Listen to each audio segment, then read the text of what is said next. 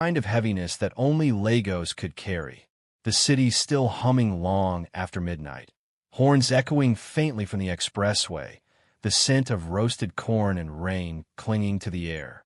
From the tinted window of his black Range Rover, Kingsley Adabanjo watched the city slide past like a memory he no longer belonged to. He had just left another charity dinner, one of those events where rich men dressed in expensive suits and spoke about helping the poor while their drivers waited outside, engines idling. Kingsley had smiled through all, shaken hands, made polite jokes, and signed a donation check large enough to make the cameras flash.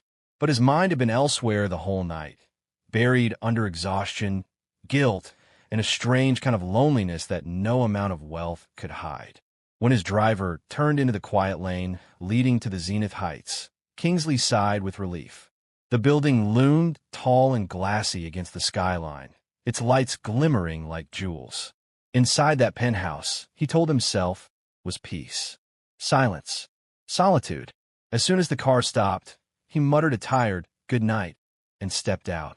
The air was cool, the marble floor beneath his shoes smooth and cold.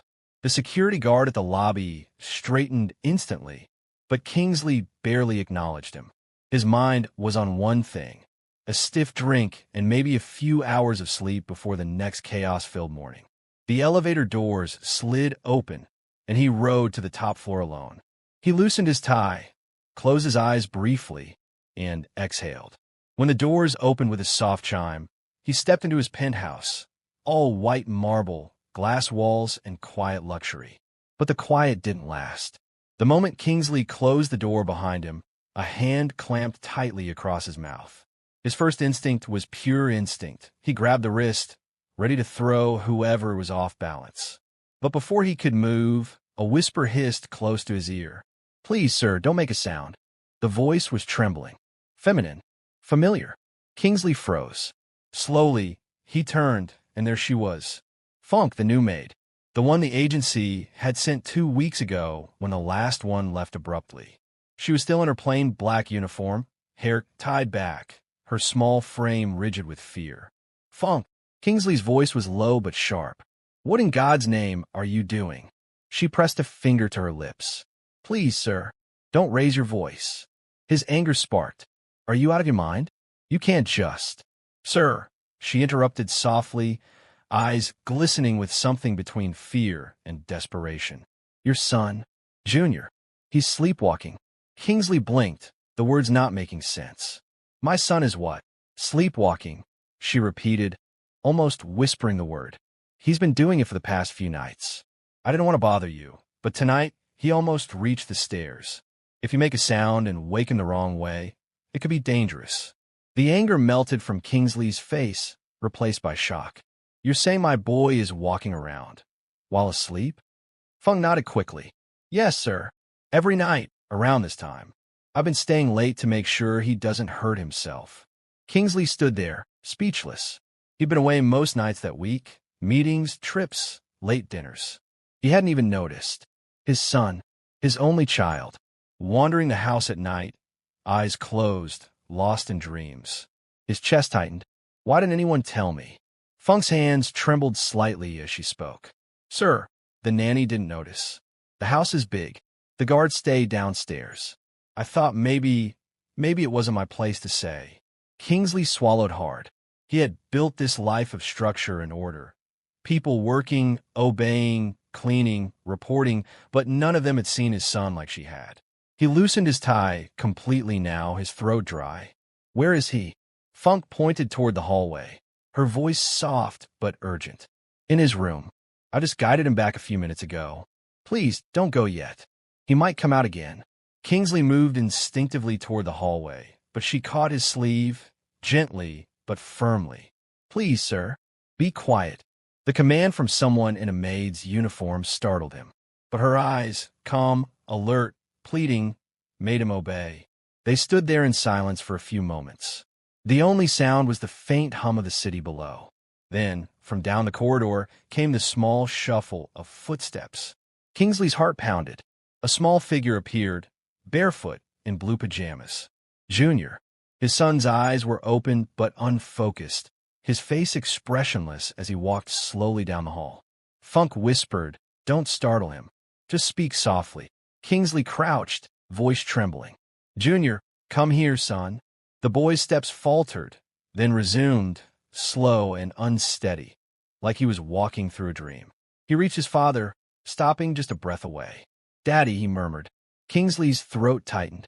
"Yes, son, I'm here." Funk stood a few feet behind, her eyes never leaving the boy.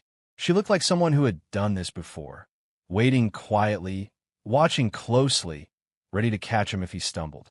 Kingsley realized, with a sharp pang of guilt, that this woman, this stranger, had been caring for his son in ways he hadn't.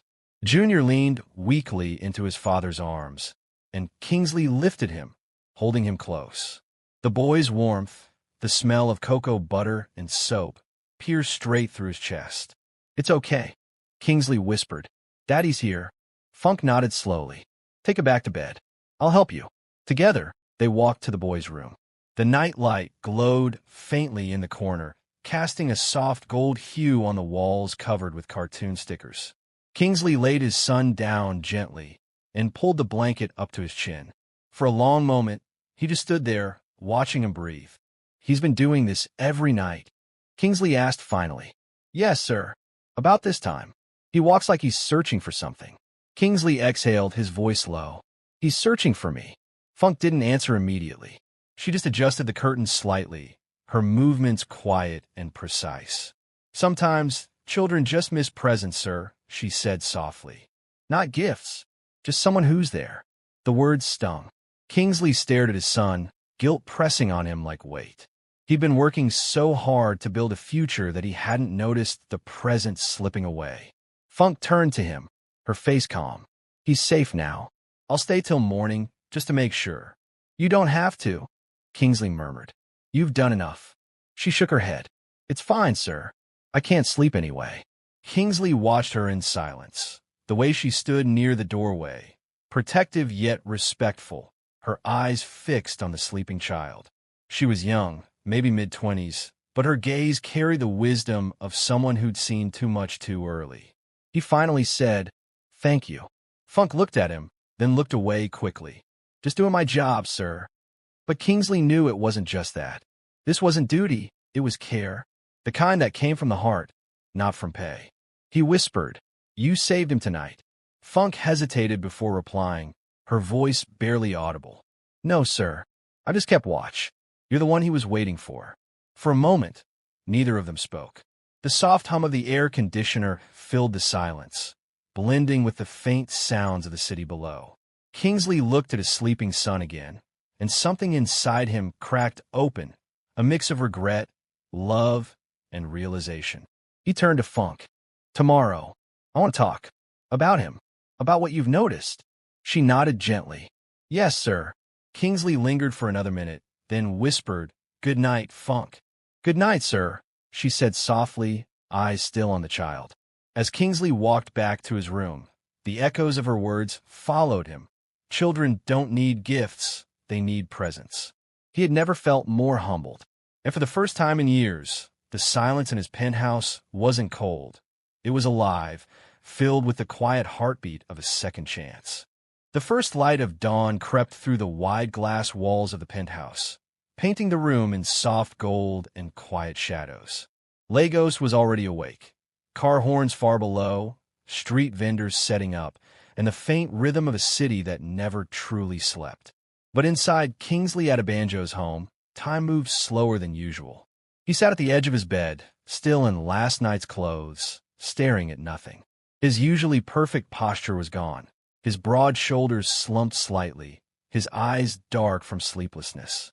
The memory of the night replayed in fragments. Funk's trembling whisper, his son's small voice calling Daddy, the way that tiny body had fit against his chest like something fragile he hadn't held in too long. It haunted him. He rose, poured himself a glass of water, and walked toward the living room. From there, he could see the hallway that led to Junior's room, the same hallway where his son had walked, eyes open yet asleep. The thought sent a quiet ache through his chest. As he approached the kitchen, the faint sound of clinking mugs met his ears. He stopped at the doorway. Funk was there, Her back was to him, her plain uniform neatly pressed, her hair tied up in a bun. The sunlight caught the side of her face, softening her features. Steam curled up from a kettle on the counter. She was humming under her breath, a low, almost prayer-like tune. Kingsley found himself watching her longer than he meant to. She moved with the precision of someone used to hard work, but there was something else too: grace. The kind that comes from patience, from holding a house together even when no one sees. "Morning, sir," she said suddenly, without turning. He blinked. "You heard me?" She smiled faintly. "You walk heavy, sir. I heard your steps from the hall." He chuckled softly, rubbing the back of his neck. "Guess I've lost practice in being quiet." Funk poured the hot water into 2 mugs and turned, holding one out. "You didn't sleep." He accepted it, the aroma of ginger and honey rising in small spirals. "You didn't either," he replied. She nodded. "Couldn't." He moved again around 3. Only for a minute, but he stayed in bed. Kingsley sighed. "How long have you known?" "Since my first night here," she said simply. "I heard soft footsteps. When I checked, he was standing by the window, still asleep. And you didn't tell me." Her eyes met his, calm but firm. "Sir, you hadn't been home. And when you came in, you were tired. I didn't think it was my place." Kingsley set his mug down and leaned against the counter. "You should have told me." "With respect, sir," Funk said softly, "I shouldn't have to be the one who notices." The words landed heavy. Not cruel, not disrespectful, just true. Kingsley turned away, staring out the window at the glittering skyline. "You're right," he said after a pause. "I've been gone too much. I didn't realize how far I drifted." Funk said nothing. She only poured herself a bit of tea and sipped quietly, giving him space to think. "Where's Junior now?" Kingsley asked. "Still sleeping," she said. He smiled in his sleep a few minutes ago. The corners of Kingsley's mouth lifted. It was small, almost invisible, but real. "He used to smile in his sleep when his mother was alive," he murmured. Funk's head tilted slightly. "You never mentioned her." "She passed 3 years ago," he said, voice low. "Car accident. Since then, I buried myself in work. It felt easier to build companies than to sit in silence at home." Funk's eyes softened. "I'm sorry, sir." He nodded, staring down at his reflection in the mug. "Junior barely remembers her. I thought if I kept him surrounded by comfort, nannies, schools, toys, it would fill the space she left. But last night," he trailed off, shaking his head, "I realized money can't replace presence." Funk's lips parted slightly, as though she wanted to respond, but she didn't. She only whispered, "You saw it yourself, sir." He looked up at her then, really looked. There was quiet strength in her, the kind born from endurance. "Where did you learn all this?" he asked suddenly. She looked puzzled. "All what?" "The way you handle him. The way you move through this house like you understand pain without talking about it." Funk smiled faintly, but her eyes dimmed. "You don't learn it, sir. You live it." The silence that followed carried weight. Later that morning, Junior's soft laughter broke the heaviness. Kingsley turned from the window to see his son standing at the dining table, rubbing his eyes, hair sticking in every direction. "Good morning, Daddy," he mumbled, still half asleep. Kingsley smiled, a real one this time. "Morning, champ. Come here." Junior ran into his arms, the same way he used to before Kingsley started leaving early and returning late. Kingsley lifted him easily, the boy's tiny arms wrapping around his neck. For a brief moment, everything else, the wealth, the silence, the regrets, disappeared. "You hungry?" Kingsley asked. "Pancakes." Junior's eyes lit up. Kingsley chuckled. "Pancakes it is." Funk stepped forward quietly. "Already started, sir," she said, turning a frying pan over the stove. The scent of cinnamon and banana filled the air. "Banana pancakes," Junior said with delight. "My favorite." Kingsley smiled. "Seems like Funk knows you better than I do." Junior giggled. "She's my friend." Funk glanced up, surprised. Kingsley's eyes met hers across the counter, and something unspoken passed between them. Gratitude, maybe shame, but also respect. Breakfast felt different that morning. Kingsley sat with his son instead of scrolling through messages or rushing to meetings. He watched Junior talk about school, his toy cars, and a drawing he made of a spaceship. Every small word felt like gold. When Junior finished eating, Kingsley wiped syrup off his chin, clumsy but tender. Funk smiled faintly from the kitchen, pretending not to notice. "Funk," Kingsley called suddenly. "Sir," he gestured toward the table. "Sit. Eat with us." Her eyes widened. "Oh no, sir. I can't. You've earned it. Please." She hesitated, then slowly joined them, perching lightly on the chair's edge. Junior grinned, happy to see her there. For a few minutes, the three of them shared something that had been missing for far too long: warmth. Real warmth. Kingsley realized he didn't remember the last time his house had felt like a home. After breakfast, Funk cleared the plates, and Kingsley helped Junior get dressed for school. It was awkward. He fumbled with buttons and couldn't tie the shoelaces right, but Junior laughed and said, "Daddy, you're doing it wrong." Kingsley laughed too. It was clumsy but honest. When the driver arrived, Kingsley insisted on walking his son downstairs.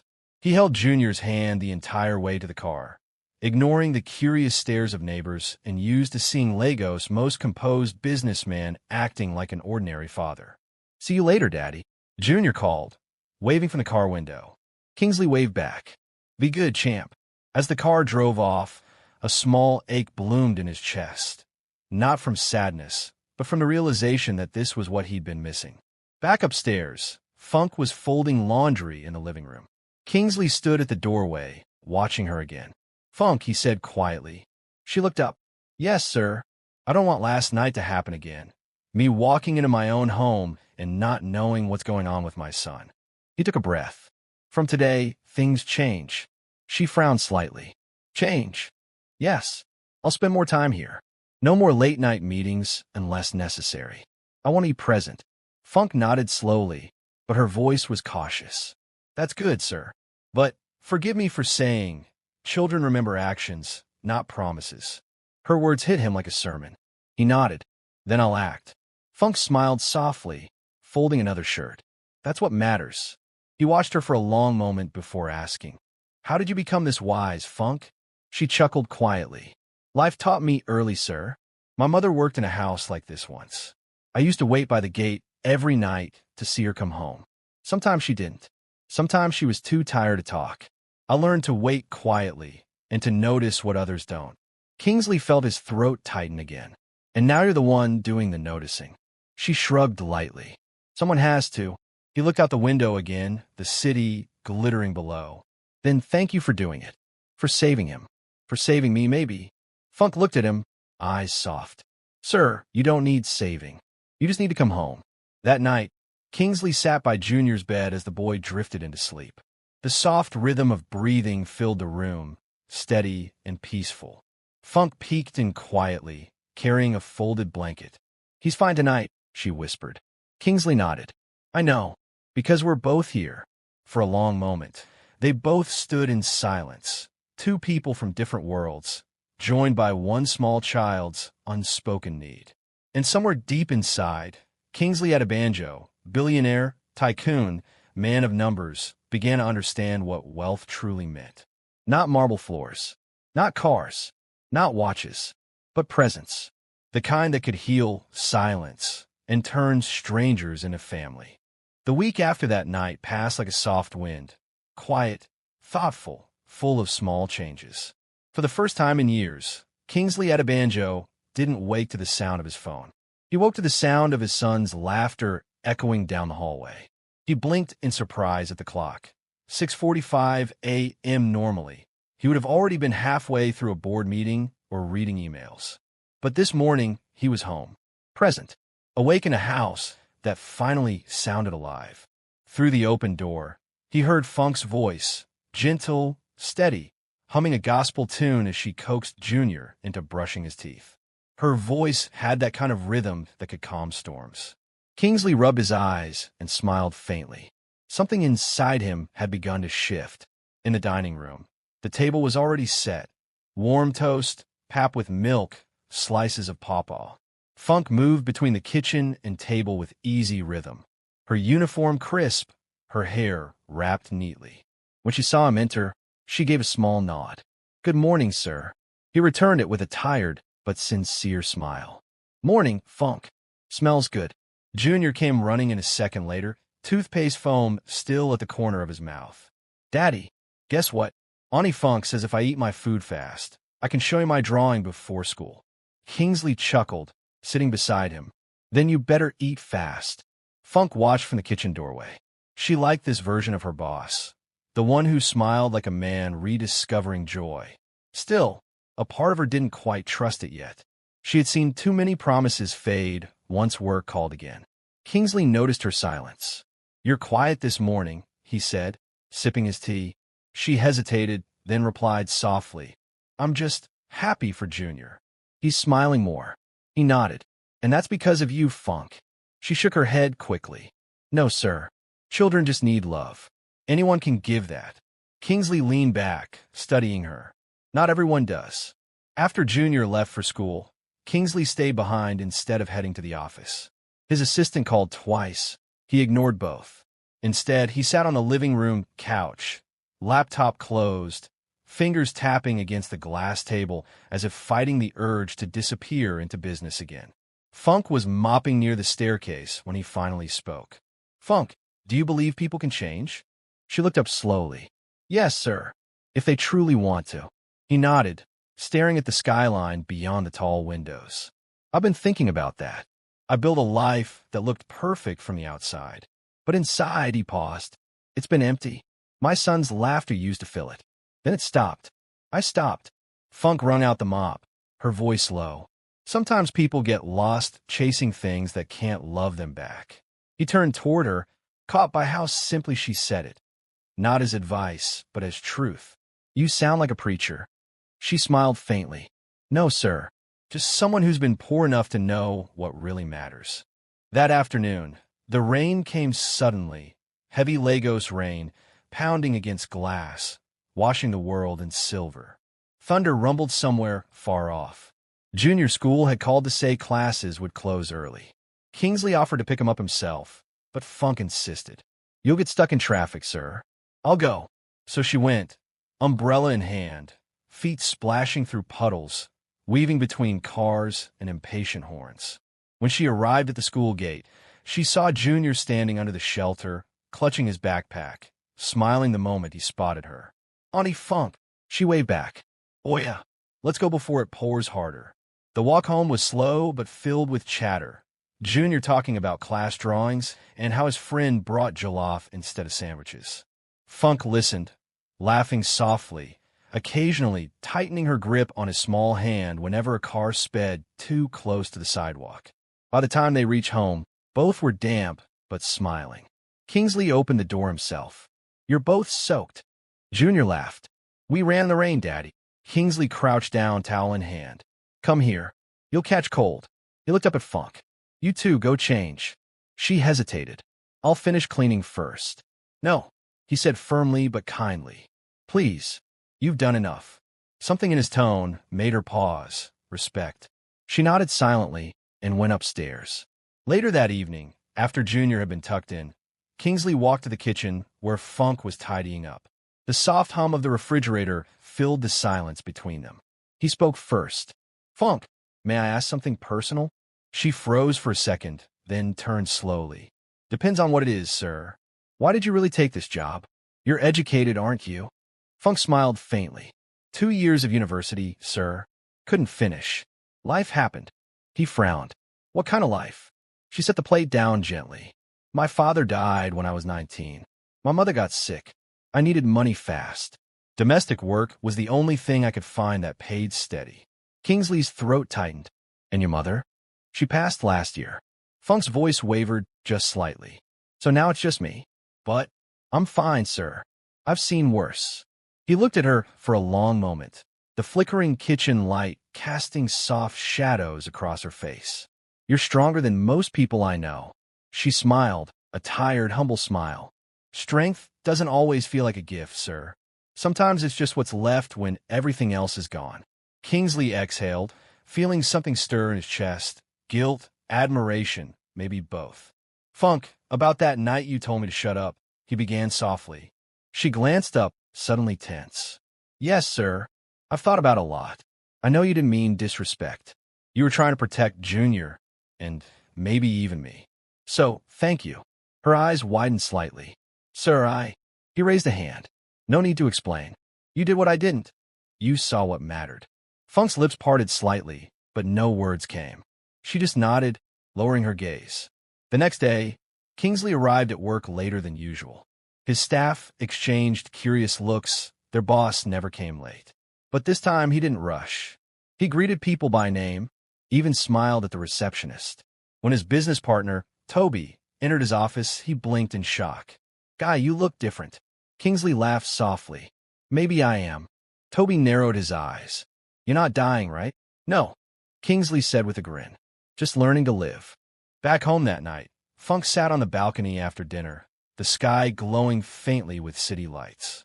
She was humming again, lost in thought, when Kingsley stepped outside holding 2 cups of tea.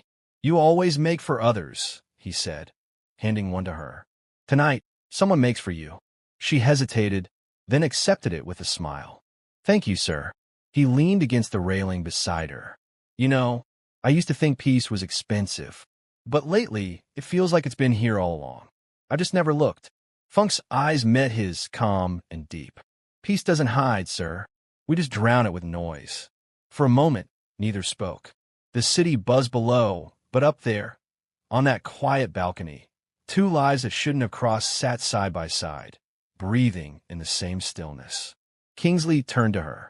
Funk, yes, sir. I'm thinking of taking a few days off work. Maybe take Junior out of town, somewhere quiet. Would you come along? He trusts you more than anyone. She hesitated, caught between surprise and hesitation. Me? Sir, I can't. You can, he said gently. Not as staff, as family. You've earned that. Her lips parted slightly, her heart tightening in her chest. No one had said that word to her in years, family. That night, when she went to bed, Funk stared at the ceiling for a long time. The rain had stopped. The world was quiet. But her heart was loud, confused, hopeful, afraid. Because she could feel it. The line between boss and maid was starting to blur. And though she didn't understand why, deep inside her, something told her this story wasn't just about Junior anymore. It was about healing 3 broken hearts. 1 child's, 1 father's, and 1 woman's who never thought she'd matter this much again. The Lagos sky that morning was soft gray, heavy clouds gathering above the rooftops, holding back rain like a secret. The Adabanjo mansion was unusually alive. Bags lined the corridor. Laughter echoed faintly from the kitchen, and the sound of wheels rolling over tiles filled the air. For once, the mansion didn't feel like a museum of silence. It felt like a home preparing for an adventure. Kingsley Adabanjo stood near the staircase, sleeves rolled up, helping the driver pack the last box into the trunk of the black SUV. He checked his watch, not because he was in a hurry, but out of habit. This time wasn't running him. He was running time. Inside, Funk zipped up a small travel bag and double-checked Junior's things. Extra clothes, snacks, his small blue drawing book, and a blanket he never slept without. Her eyes kept drifting toward the window, watching the clouds shift slowly. Are you nervous? Came a soft voice. She turned.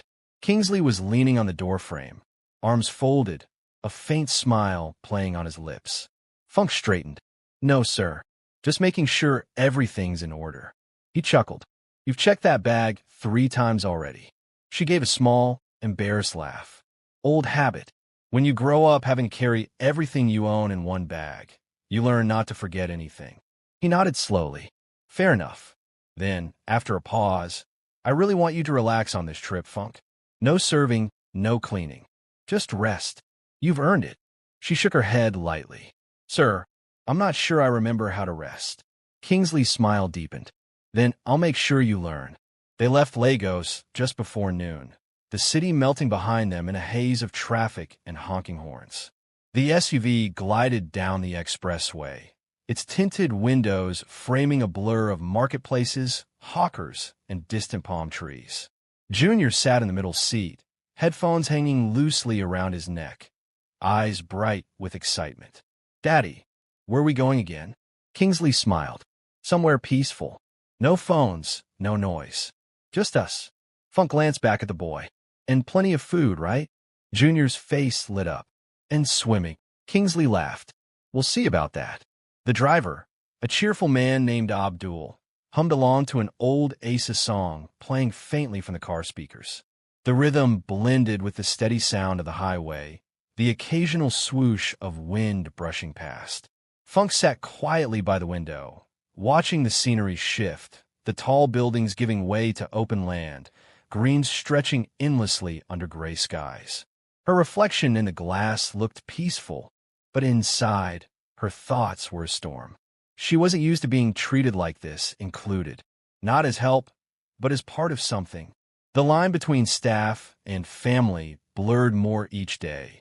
And though she tried to keep her heart still, something about this man, his gentleness, his trying, stirred feelings she didn't want to name. By early evening, they arrived at Ape, a serene lakeside town known for its calm waters and quiet resorts. The villa Kingsley had rented stood near the edge of the lagoon, surrounded by palm trees swaying in rhythm with the wind. The air smelled of earth, salt, and rain. "Whoa," Junior whispered as he stepped out of the car. "Daddy, it's like a movie." Kingsley smiled proudly. "Glad you like it." Funk looked around, softening her face. The villa wasn't loud or flashy. It was simple, painted in warm beige with bamboo shades and flowers climbing up the walls. It felt alive, grounded, real. "This is beautiful," she murmured. Kingsley glanced at her. "I wanted somewhere peaceful, somewhere he could just be a child again." She nodded, her voice low. "You made a good choice." Inside, the air was cool and fresh. White curtains danced lazily with the breeze, and soft music hummed from hidden speakers. The staff Kingsley had arranged welcomed them warmly before leaving them to their privacy. Dinner that night was simple but heartfelt. Jollof rice, fried plantain, and grilled fish served on the wooden terrace overlooking the lagoon. The setting sun painted everything in shades of gold and amber. Junior sat cross-legged, humming to himself as he ate. "Daddy, can we stay here forever?" Kingsley chuckled. "Maybe not forever, champ, but for a few days." Funk smiled quietly. "Forever might be too much for Daddy. He'll start missing his office." Kingsley laughed. "Touché." Then, a comfortable silence fell between them, the kind that needed no words. Just peace, the kind Lagos rarely offered. Later, after dinner, Junior had fallen asleep on the couch, small body wrapped in his blanket. Funk covered him gently, tucking the fabric under his chin. Kingsley stood by the window, watching the lagoon shimmer under the moonlight. "You ever notice how quiet it gets when you leave the city?" he asked softly. Funk joined him, her steps light. "Feels strange, doesn't it? Like the world suddenly stopped talking." He nodded. "I didn't realize how loud my life had become. Meetings, phones, deadlines. I forgot what silence sounded like." "Silence can be healing," she said, her eyes on the dark water. "If you're not afraid of what it might make you hear." He looked at her, curious. "And what does silence say to you, Funk?" She hesitated, then smiled faintly. "That I've survived worse than loneliness. And that sometimes peace is just pain that learned to breathe quietly." Kingsley's heart tightened. He wanted to ask more about her past, her pain, but he saw the way her gaze softened, distant. So he stayed quiet, respecting the silence she carried. After a moment, he said, "You're unlike anyone I've met." She chuckled lightly. "That's what people say when they don't know how to describe someone." He smiled. "Then maybe I should learn." The next morning, sunlight spilled through the windows like honey. Junior was already outside, chasing a butterfly, his laughter ringing across the compound.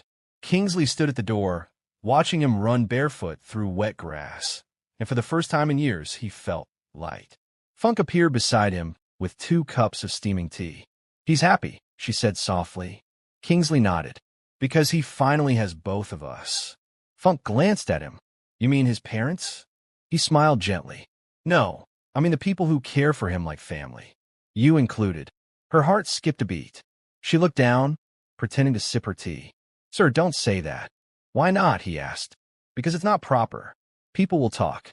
He turned toward her fully, eyes calm but firm. "Let them. I've spent too long worrying about what people say. What matters is what's real." The sincerity in his tone made her chest tighten. She opened her mouth to speak, but stopped when Junior came running back, breathless. "Daddy, Auntie Funk, come see. There's a frog." They both laughed and followed him, the tension dissolving into laughter and sunlight. That afternoon, the three of them took a small canoe ride on the lagoon. Abdul paddled slowly while they sat back, the water reflecting the sky like glass. The air smelled of palm wine and rain-soaked leaves. Junior dangled his hand over the side, giggling at the ripples. "Daddy, look, it's like the water is talking." Kingsley smiled. "Maybe it's saying thank you for visiting." Funk laughed softly. "Or telling us to come back again." Kingsley turned to her. "Would you?" She blinked. "What do you mean?" That evening, while Junior slept early, Kingsley and Funk sat outside again. The sky deep purple, fireflies glowing faintly near the trees. He handed her a blanket. "You're shivering." "Just the night breeze," she said softly, wrapping it around her shoulders. He studied her for a moment. "You make things feel different, Funk. Lighter." She smiled, looking away.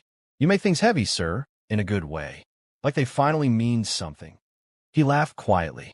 "That might be the nicest insult I've ever received." She giggled, a rare sound, gentle and free. For the first time, she didn't call him sir. She said softly, "Kingsley, you're changing." He looked at her then, his eyes soft. "Maybe because someone reminded me how to feel." For a long moment, they sat in silence. The night wrapped around them, warm and quiet.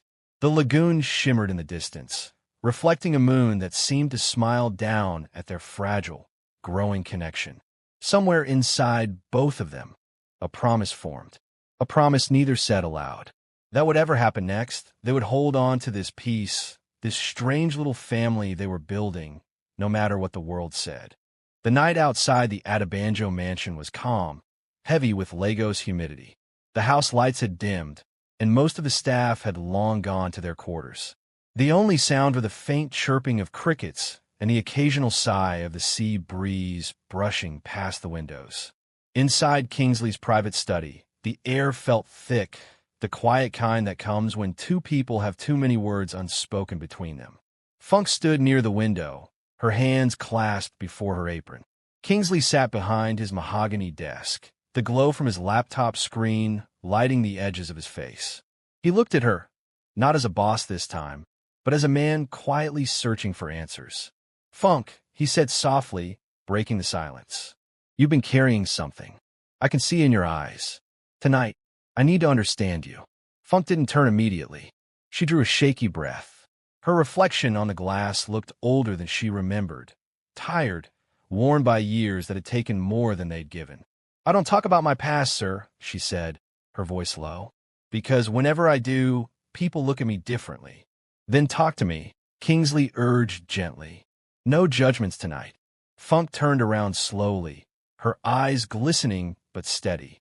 "All right," she whispered. "If you want to know who Funk really is, then I'll tell you." She walked closer, and the lamp's golden glow framed her like a portrait, fragile, yet unbreakable. "I was born in Mushin," she began, "the kind of place that eats dreams before they even grow teeth. My mother sold food by the roadside, and my father, well, he was around until he wasn't." Kingsley leaned forward, his elbows resting on the desk. Funk continued, her voice steadying with each word. "I was the first of 4 children. Every morning before school, I'd help my mother grind pepper, wash plates, chase customers for change. I want to become a nurse, sir, not because I loved hospitals, but because I wanted to heal people like my mother. She used to say, 'Funk, don't let poverty turn your heart bitter.'" Her lips trembled at the memory. "But life doesn't always listen, does it?" Kingsley said nothing. He could see the truth in her trembling hands. Years of labor hidden behind calmness. Funk continued, her voice tightening. "When I finished secondary school, I got admission into Yabatech. I was so happy. My mother cried tears of joy that day. But a week later, she fell sick. Doctors said it was her kidneys. She swallowed hard. We sold everything. The small fridge, her gold earrings, even our old mattress. I went from class to class begging for help until my lecturers started avoiding me. That was the first time I worked as a housemaid, for a woman who made me call her madam even in my dreams. The silence that followed was heavy. Kingsley's eyes softened. "Did your mother survive?" he asked quietly. Funk shook her head, a tear slipping free. "No, sir. She died in my arms on a Tuesday morning. That day, I stopped dreaming." Kingsley looked away for a moment, his throat tightening. He'd seen poverty before, in business, on the news, but never through the eyes of someone who'd lived it so gently. Funk managed a faint smile. "That's when I learned silence is easier than sympathy, sir, because people pity you for 1 minute and forget you the next." The clock on the wall ticked softly, marking the seconds that felt like confessions. Kingsley didn't interrupt. His gaze stayed fixed on Funk, whose voice carried the weight of every wound she'd ever learned to hide. "After my mother passed," Funk continued, "things fell apart faster than I could hold them together. My younger siblings scattered like paper in the wind. One went to live with an uncle in Adabanjo. Another was taken in by a church woman who promised to train her, but turned her into a house girl. I was the only one left in Lagos." She let out a short, bitter laugh. "You know, sir, Lagos teaches you fast. Nobody's coming to save you. You either fight or fade." Kingsley nodded slightly, his fingers interlocked under his chin. "So I fought," Funk said. "I started doing odd jobs, cleaning offices at night, washing clothes for neighbors, sometimes even selling puff-puff by the roadside. But no matter how hard I worked, it was never enough." Her voice cracked, but she pushed through. "Then I met someone. His name was Bayo." Kingsley's brows lifted slightly. "At first, he was kind," she said quietly. "He used to buy me food when I couldn't afford to eat, talk about how he'd make life better for both of us. He made me believe in the kind of love I thought only existed in movies." Her eyes drifted toward the window again, distant. "He said he wanted to help me go back to school. I believed him. I gave him everything, my time, my trust, my savings." A pause. "One day, Bayo told me he had a business opportunity in Port Harcourt. He said we just needed a little more money to start. I borrowed from a thrift collector, even sold my mother's old wrapper, the last thing she left me." Funk's eyes glistened. "That night, he kissed my forehead and promised he'd be back in a week." Kingsley already knew what came next, but he waited. Funk swallowed hard. "He never came back, sir. His number stopped going through. I went everywhere looking for him, even a mile to Motor Park, but it was like he'd vanished." The room fell silent. The only sound was the hum of the ceiling fan above them. "When the thrift collector came for his money," she continued, "I couldn't pay. He threatened to lock me up. That was the night I left Mushin and slept under a bridge for the first time." Kingsley's chest tightened. "Under a bridge?" he whispered. "Yes, sir," she said simply. "Third Mainland, near the park. I remember the cold that night, and how the streetlights looked like stars trying to survive in smoke." She smiled faintly, sadness curling the corners of her mouth. "That's where I met Mama Rose, an older woman who sold roasted plantain. She gave me food and a place to sleep by her stall. For the first time in months, someone looked at me and didn't see a failure." Funk's voice softened. "She told me, 'My daughter, life will break your back, but not your spirit, if you refuse to bend.'" Kingsley's jaw tightened slightly. Her words cut deep, maybe because he knew what it meant to break in silence. Funk looked down, fiddling with her apron strings. "After that, I worked with Mama Rose for almost 2 years. Then one day, she fell sick. I took her to the hospital, spent every naira I had. When she passed, I couldn't stay there anymore. I needed a new start. That's when I met your late wife, Madame Tinuola." Kingsley's eyes flickered at the name. He sat back slowly. "She was at the hospital one day," Funk continued, "visiting one of her charity patients. She saw me crying by the gate and asked what was wrong. When I told her my story, she said, 'Come with me. You'll work in my house. I like people with quiet hearts.'" Funk's voice trembled. "That was 6 years ago, sir. That's how I came here." Kingsley's throat tightened. He looked at her, really looked. For the first time, he saw not a maid, but a survivor. Funk smiled sadly, brushing away a tear. "So when I told you to shut up that day, sir, it wasn't disrespect. It was fear, because I've seen words destroy people faster than poverty ever could." The room stayed silent for several seconds. Kingsley's eyes glistened under the lamp's glow. Funk, he said finally, voice heavy. You've carried so much pain, and still, you smile every day. She lowered her gaze. Because, sir, some of us learned early that crying doesn't pay the rent. The line hit him harder than he expected.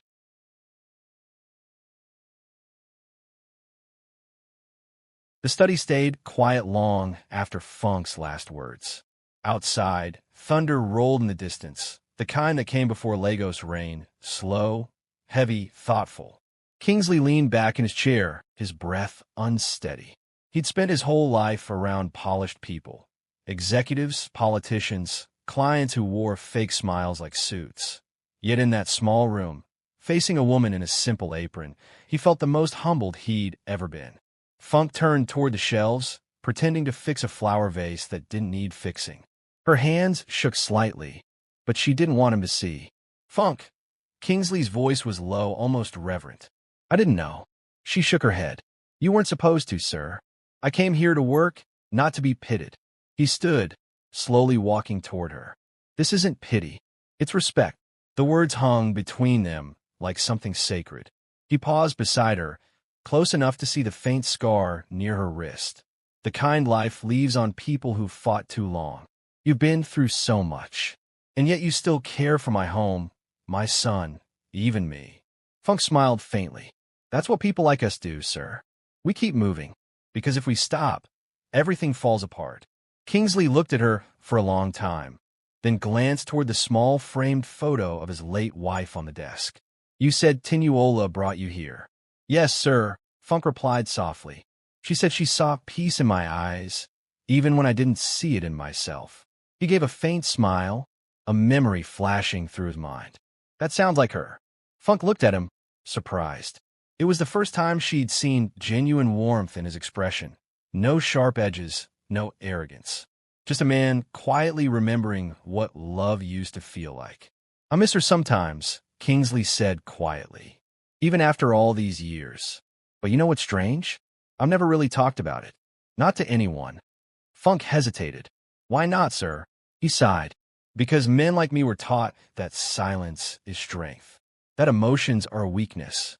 But tonight, he looked at her again. I think silence is what's been killing me. Funk's eyes softened. Maybe silence protects us, sir, but it also traps us. Their eyes met. A brief, wordless understanding passing between two people who'd both lost more than they cared to admit. Kingsley walked to the window and watched the first raindrops hit the glass. You know, he said, voice softer now, I grew up poor too. Not as hard as you did, but still. My father died early. My mother worked herself to the bone. I promised myself I'd never be broke again. But somewhere along the line, I stopped living and just started earning. He turned around, almost ashamed of the confession. Sometimes I envy you, Funk. Me? She blinked in disbelief. Yes, he said, stepping closer. You still have peace. You've seen darkness, but you still smile with my son, still find joy in little things. I have everything, and yet, he trailed off, searching for the right word. I feel empty. Funk's expression softened. Maybe, sir, that's because you've been carrying your own silence too long. Kingsley looked down. Her words hit with a strange tenderness, the kind that doesn't bruise but heals. He let out a breath, long and tired. You know, I used to think I hired you to keep my house in order. Now I realize, maybe you're here to keep me human. Funk looked down, her heart caught between humility and something unspoken.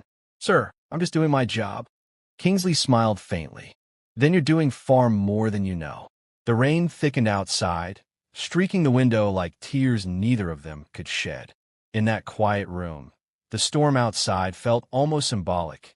Two wounded souls, finally letting something within them shift. Neither spoke for several moments. The air buzzed softly with the sound of rain, thunder, and a strange peace neither had felt in years.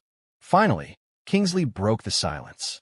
Funk, he said gently, thank you for trusting me with your story. She nodded slowly, wiping the corner of her eye.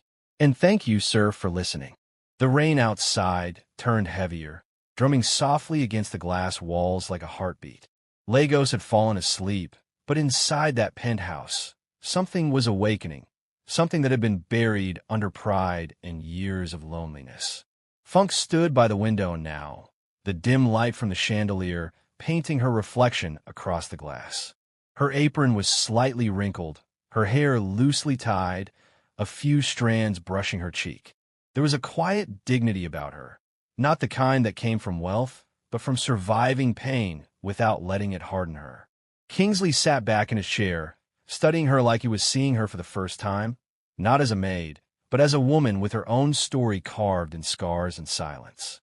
"Funk," he began, his tone careful, "when you talked about those nights in Adabanjo about your brother's debts, your mother's illness, working through school, how did you survive all that and still keep faith?" She turned slowly, smiling a little. "Faith isn't something you keep, sir. It's something you find again every time life breaks it." Kingsley let out a soft, humorless laugh. "You talk like an old soul. Maybe hardship ages people faster," she replied quietly. "But it also teaches you gratitude. When you've had nothing, even a quiet house and a kind word feel like blessings." He nodded, letting her words sink in. For years, he'd filled silence with business calls, noise, and money. But now, the silence between them felt alive, thick with truth, human, real. "Do you ever think of leaving?" he asked after a while. "Leaving? This job? This life? You're too smart to be a maid." Funk gave a small, almost wistful smile. "I used to dream of more. Maybe starting a small catering business. My mother taught me to cook with heart. But life has a way of changing your plans. For now, this work puts food on my mother's table and keeps me at peace. I'm grateful." Kingsley looked down, guilt tugging at him again. "I never thought about what your life outside here might be like. You show up, work, disappear. I didn't even think to ask. You had your own world to worry about, sir," she said gently. "I just made sure it stayed clean." Her voice was calm, but there was weight behind it. He shook his head. "No, I had my world, but it was empty. You've been filling the silence I didn't even know was crushing me." Funk didn't respond. Her eyes shimmered, unsure what to do with kindness after so many years of swallowing pain. The thunder rumbled again. The lights flickered briefly, plunging the penthouse into a soft darkness before stabilizing. The moment felt suspended, fragile. "Funk," Kingsley said quietly, "if I could go back, I would have done things differently. I would have been home more. For Junior. For myself. For—" He stopped, unable to finish. She turned toward him, her voice steady but warm. "You can't rewrite the past, sir. But you can start again. Your son still looks at you like you're his world. That's all that matters now." Her words were simple, but they landed deep. Kingsley nodded slowly. "You're right." He hesitated. "You always are." She laughed softly. "I wouldn't say that, sir." "I would," he replied. "You remind me of what life should feel like. Honest, messy, real. I've spent years surrounded by glass and marble, but I think I finally understand something." Funk looked curious. "What's that?" "That home isn't built from walls. It's built from people who care enough to stay." The words hung in the air, sincere, raw. Funk's eyes softened. "You're learning, sir." Kingsley smiled faintly. "You're a good teacher." For the first time, they both laughed, quietly but genuinely. It was a sound that filled the room with warmth. Outside, the storm began to ease. The rain slowed, and the moon broke through the clouds, casting a silver glow over the living room. Funk glanced at the clock, past midnight. "I should check on Junior before I go." Kingsley nodded. "Of course." They walked quietly down the hallway, the soft padding of their feet echoing faintly. When Funk opened the boy's door, the night light glowed softly across his sleeping face. Junior's small hand rested outside the blanket, palm open, trusting. Funk tucked the blanket over him gently. Kingsley stood at the doorway, watching, the scene so tender it almost hurt. "He looks peaceful," Funk whispered.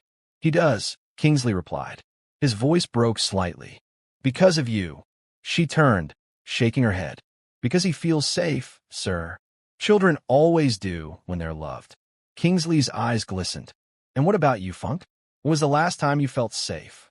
The question caught her off guard. She froze, then gave a faint smile. "Maybe tonight."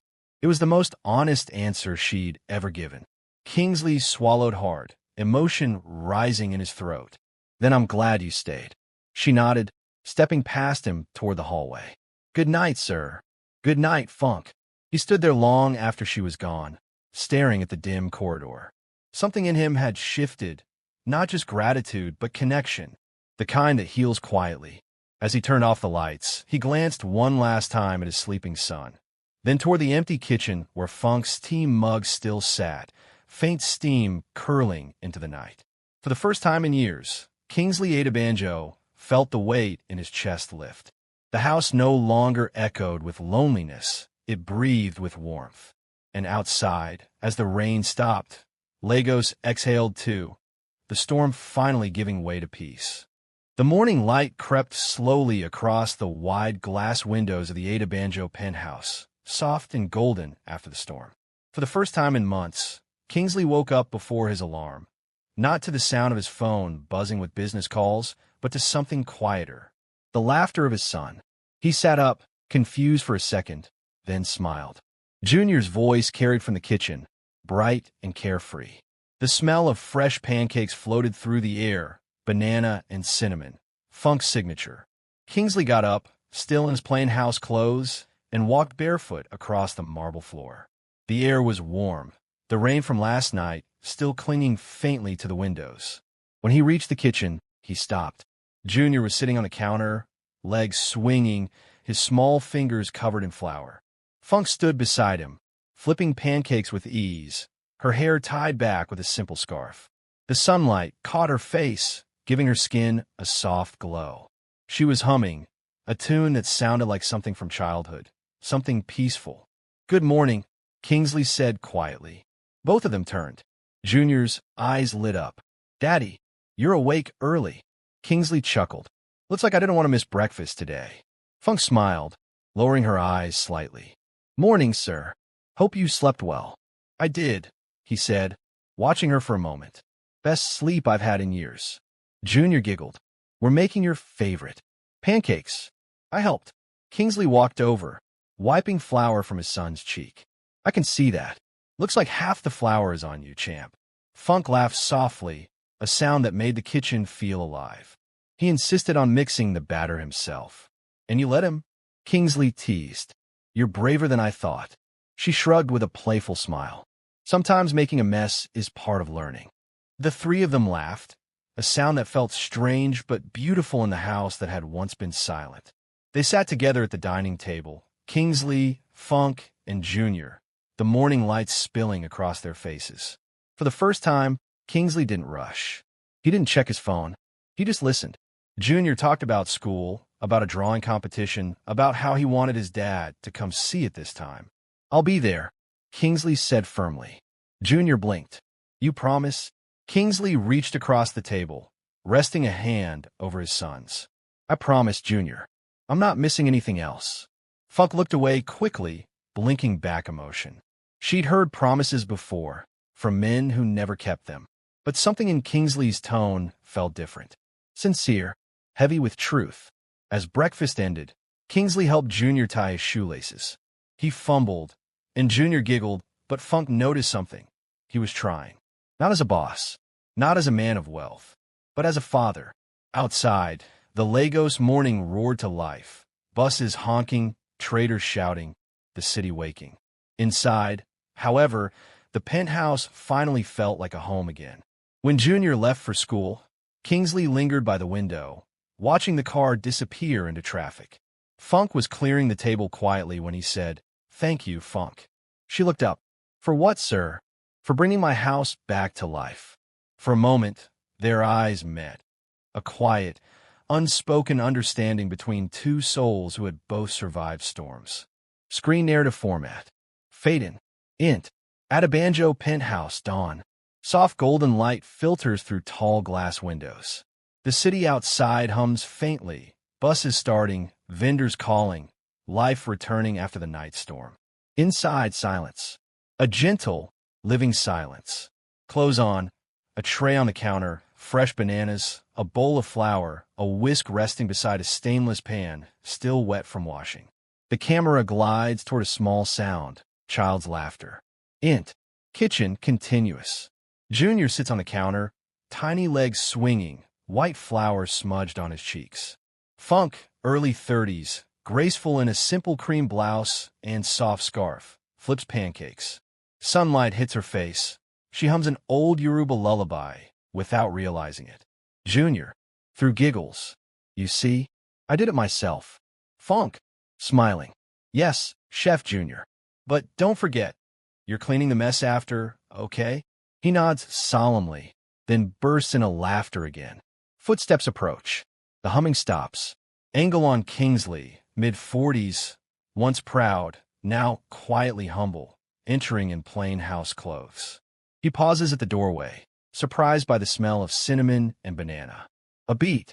Something in him softens. Kingsley, good morning. Both turn.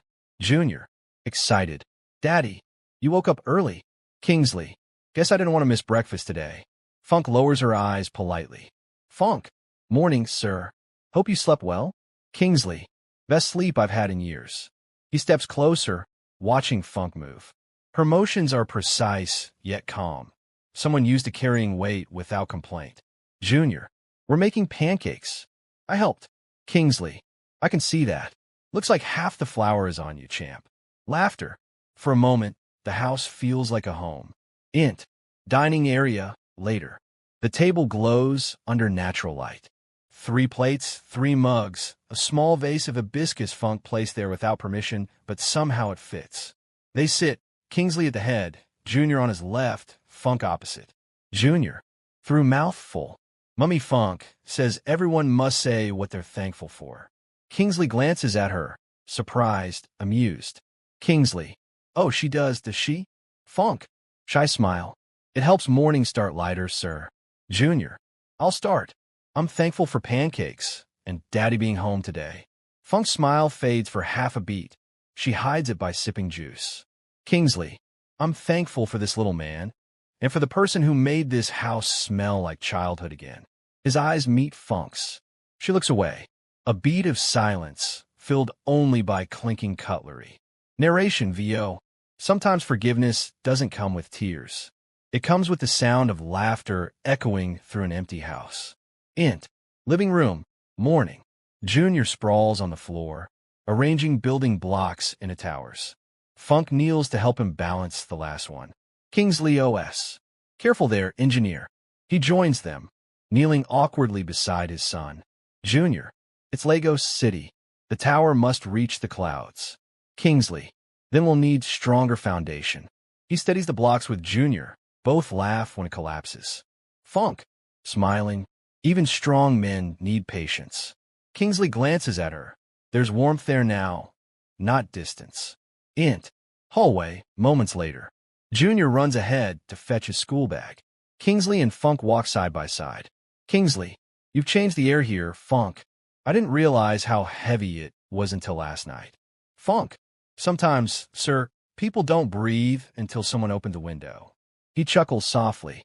Kingsley, you speak like someone who's carried storms. She hesitates, then quietly. Funk. Storms teach you which walls can fall and which ones must stand. They stop by the front door. Junior returns, shoes untied. Kingsley kneels to help him. His fingers fumble. Funk instinctively bends to guide him. Their hands brush, just a second, but the contact is electric, innocent. They both pull back gently. EXT. Penthouse driveway, later. Driver opens the car door. Lagos morning glitters beyond the gate. Vendors shouting, engines rumbling, sunlight on wet pavement. Kingsley, softly to Junior. Be good at school, okay? Junior, you'll come for the art show, right? Kingsley, nods. I promise. No excuses this time. Junior hugs him tight, then Funk. Car drives away. Kingsley stands watching until it disappears into traffic. Funk waits beside him, unsure if she should leave. Kingsley, thank you for this morning. Funk, it's just breakfast, sir. Kingsley, no, Funk, it's peace. And that's rarer than any business deal I've ever made. She doesn't reply, just lowers her eyes, touched. Int. Penthouse, mid-morning. Light moves slowly across the living room. Kingsley stands by the window, lost in thought. The city below looks alive, chaotic yet beautiful. He speaks softly, more to himself than to her. Kingsley, I used to think success was noise, the kind that fills every corner so you forget you're alone. Funk. And now? Kingsley. Now, I know silence can be company if you share with the right people. Funk folds a dish towel, carefully aligning the edges. Funk. Silence isn't empty, sir. It's full of what we never say. He looks at her, a flicker of admiration in his eyes. Cut to a clock ticking, coffee dripping, the sound of life returning in small details. Int. Adabanjo penthouse, late morning. Camera drifts across the apartment. Breakfast plates drying on a rack. A child's drawing taped crookedly to the fridge. Sunlight slowly warming marble floors. The home breathes. Kingsley sits at the dining table with a laptop open but untouched. His gaze stays on the hallway where Funk disappeared moments ago. He closes the computer softly. Decision made. Int. Service corridor, continuous. Funk kneels beside a bucket, wringing a damp cloth. The sound of water echoes quietly. Kingsley's reflection appears in the mirror above her. Kingsley, you don't have to do all this yourself. I pay for staff.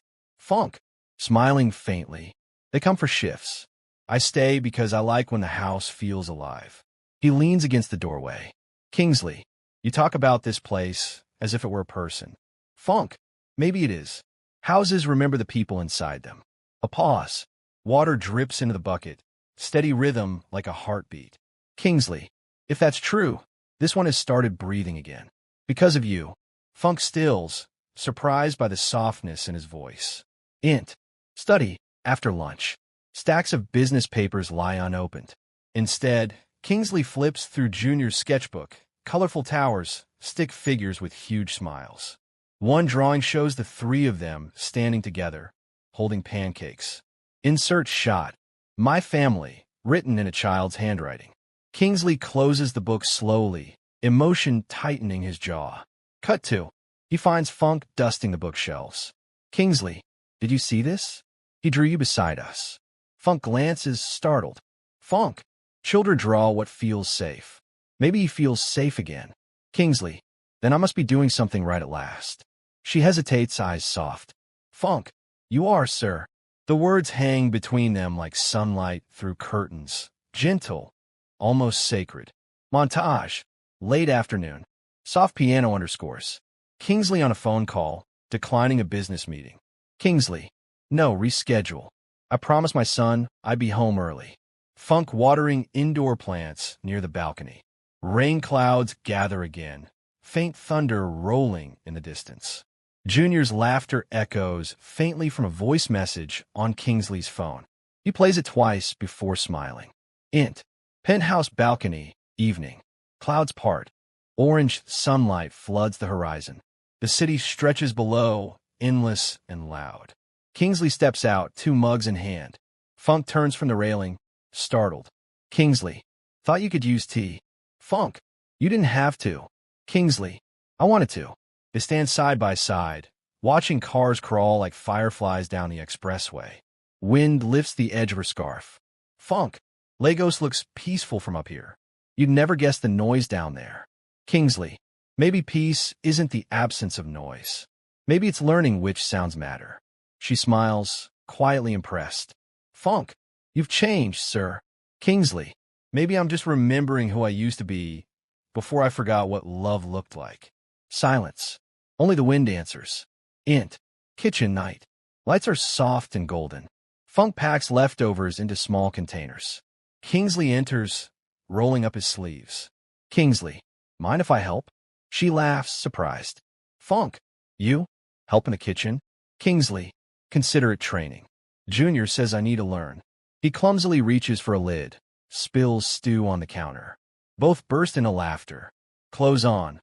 Their faces, unmasked, ordinary, human. Funk, you really shouldn't be here.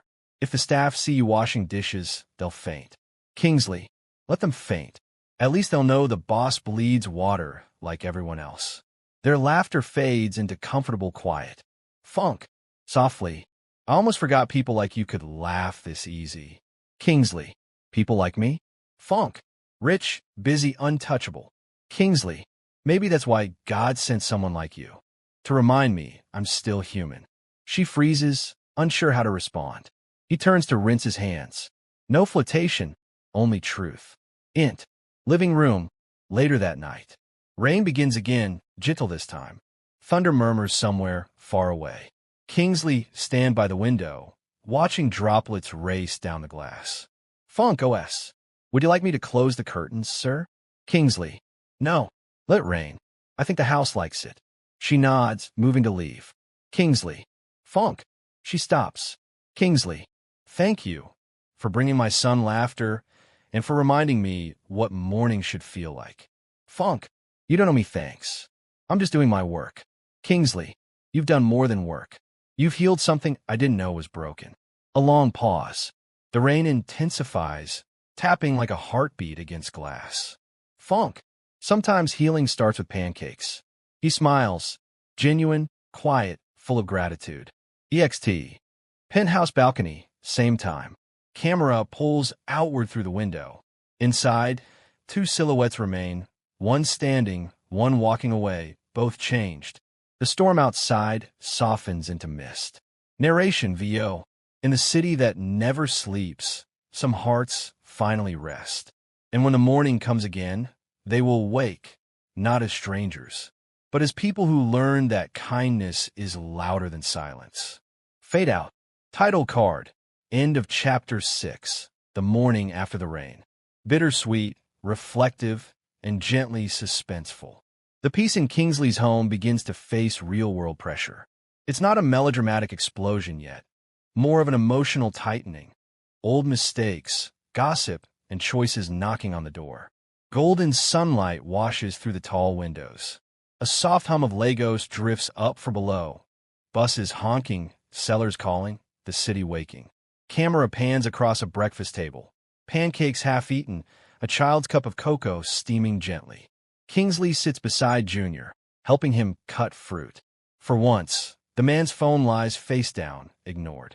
Funk moves quietly between kitchen and table, humming a gospel tune under her breath. The piece feels earned, fragile but real. A phone buzzes. Kingsley sighs and flips it open. On screen, Mr. Tund, business partner. Kingsley. Into phone light. Morning, Tund. You're up early. Tund VO. Brother, check your news feed. Your name is flying everywhere. Kingsley frowns, opens a news site. His smile fades. Insert shot, phone screen. A grainy photo. Kingsley and Funk laughing on the balcony last night. Headline. Billionaire boss and his maid. New romance in Ikoyi? Kingsley. Quietly. What kind of nonsense is this? Tund VO. Blogs picked it up from someone you're building. They're calling her your secret wife. PR team says handle it fast before investors ask questions. Kingsley ends a call, jaw tight. Across the table, Junior looks up. Junior. Daddy, why are you angry? He forces a smile. Kingsley. Nothing for you to worry about, champ. Eat your breakfast. Camera follows him as he walks to the balcony, phone still glowing in his hand.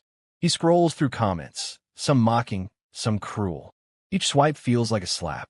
EXT. Ikoyi Market midday. Funk carries a woven bag of groceries through the bustle. Vendors shout prices. Children chase each other between stalls. She keeps her head low, but whispers trail her like smoke. Woman 1 OS. Now that made way day stay for that big man house. Woman 2. See, is she fine? No wonder the boss forget work. Funk pretends not to hear, but her steps quicken. Her phone buzzes. Messages flood from friends. Is it true? Your boss on Blogzo. She stops beside a tomato seller, breath unsteady. Vendor. Madam, go by? Funk nods absently, pays too much. Her hands tremble as she gathers the bag. The camera lingers on her face. Hurt, shame, confusion. Int. Adabanjo penthouse. Afternoon. Kingsley paces the living room. Phone pressed to his ear. PR manager VO. Sir, this kind of story spreads fast. Best statement is, no personal relationship with staff. Kingsley. That's a lie. PR manager VO. It's damage control, not truth. Kingsley rubs his temples. The city noise outside feels louder than usual.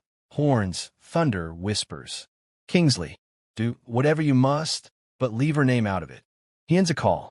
A storm begins to gather over Lagos, dark clouds reflecting in the glass walls. Funk enters quietly, placing groceries on the counter. Her eyes avoid his. Kingsley, you saw the stories. She nods. Funk, people will believe what they want. That's Lagos. Kingsley, they shouldn't drag you into this. Funk, it's not your fault. But when people talk, I'm the one they point at. He takes a step closer. Kingsley, I'll fix it. Funk whispers. Some things can't be fixed with money. Their eyes meet. Heavy silence filled with the hum of the coming rain. Junior school, same time. Junior sits alone at lunch. Two classmates giggle nearby, showing a phone. Boy 1, your daddy's maid is your new mummy. ABI? Junior clenches his fists. Boy 2, rich people, no day hide again. Junior shoves the phone away and storms off. Tears sting his eyes. Cut TO. He stands outside. Rain starting to fall, staring at the gate. Small figure in a big, cruel world. Penthouse evening. Funk folds laundry on the sofa. Kingsley returns from work early, drenched from the storm. Kingsley, the office feels like a courtroom. Everyone pretending not to gossip. Funk, you don't owe them explanations. Kingsley, I owe you one. I brought this to your door. Funk, I walked through that door myself. She forces a smile, but it doesn't reach her eyes. Thunder rolls outside. The power flickers. Junior bursts in from his room, uniform still on, face red. Junior, Daddy, they laughed at me in school. They said. He stops, choking back tears. Funk kneels, gathering him into her arms. Funk, show my dear. People talk because they don't understand. Kingsley kneels beside them, helpless. Kingsley, I'll make this right, Junior. I promise. The boy looks between them, father and maid, and nods slowly, trusting.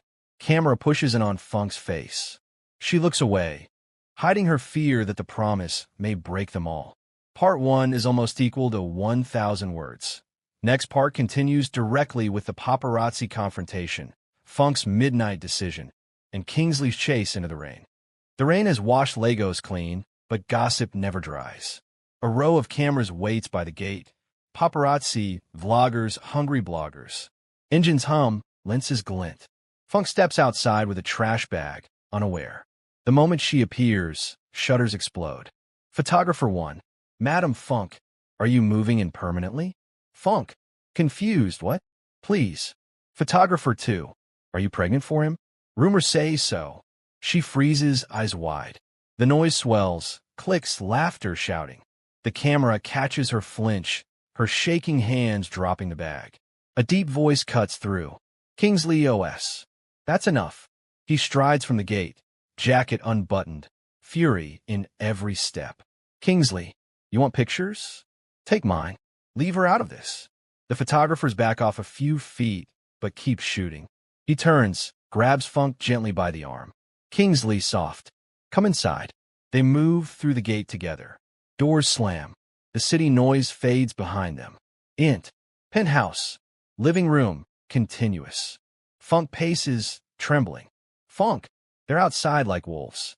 My neighbors will never look at me the same again. Kingsley, I'll handle it. I'll sue them. Funk, near tears. And when the court stories come out? When Junior reads about us online again? You can't fight noise with money. Kingsley, he stops silent. The truth stings more than the cameras. Funk, soft. Maybe I should go. Just for a while. Kingsley, no. Leaving makes it look true. Funk, staying makes it harder for your son. Their eyes lock. Years of loneliness, pride, and fear tangle between them. Thunder rumbles far away again. A promise of more storms.